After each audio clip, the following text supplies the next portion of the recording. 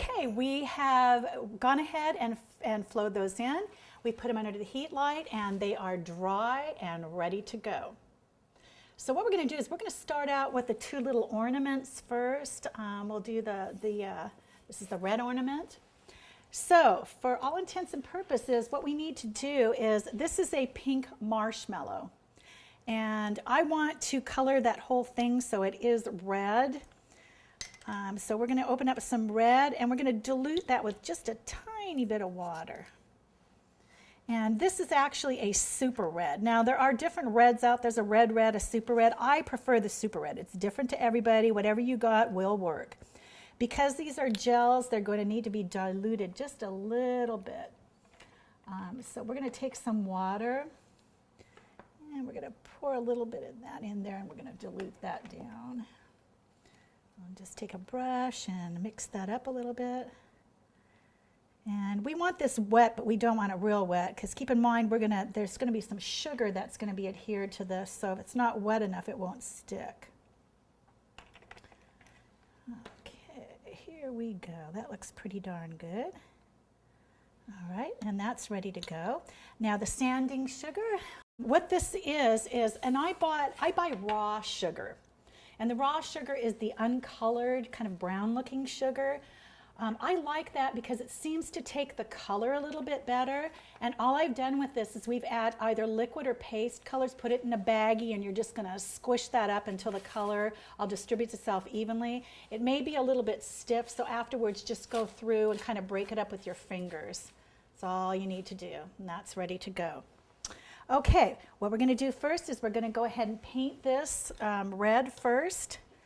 So I'm going to take some water. I'm going to get this brush wet. You don't want to start with a dry brush because it's going to be uneven, streaky color.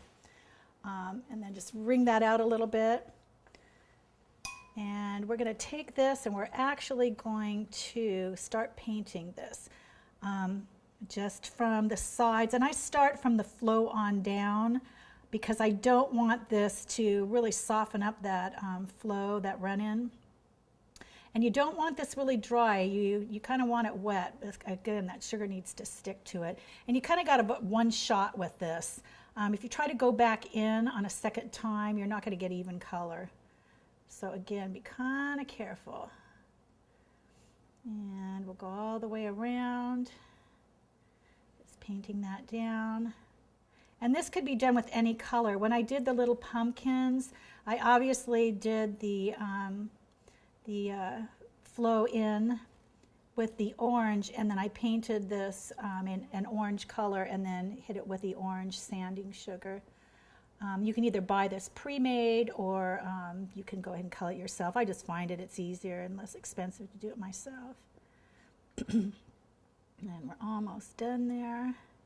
And don't forget the back side. Now what's kind of neat about this too is if you paint this and then put the sugar on it, it actually kind of seals the marshmallow in and it keeps them a little bit more fresher than the ones that are exposed. Again, if you get any color on that, just take your finger and gently wipe that off. Again, these don't have to be perfect. Okay. All right, and then we're going to just dip this in. And what I like to do is just take it and on the back side, I kind of pound that in on the back, get more sugar on there. And then if we do get any on the front, we're just going to dust that off with a dry paintbrush, not a big deal. And these can be done, again, keep in mind if this was an Easter, you could do Easter colors, just whatever the holiday is that you're targeting. Okay. And we need to get that. I work, again, see how I'm working from the top of this to the bottom because I can always shake that off.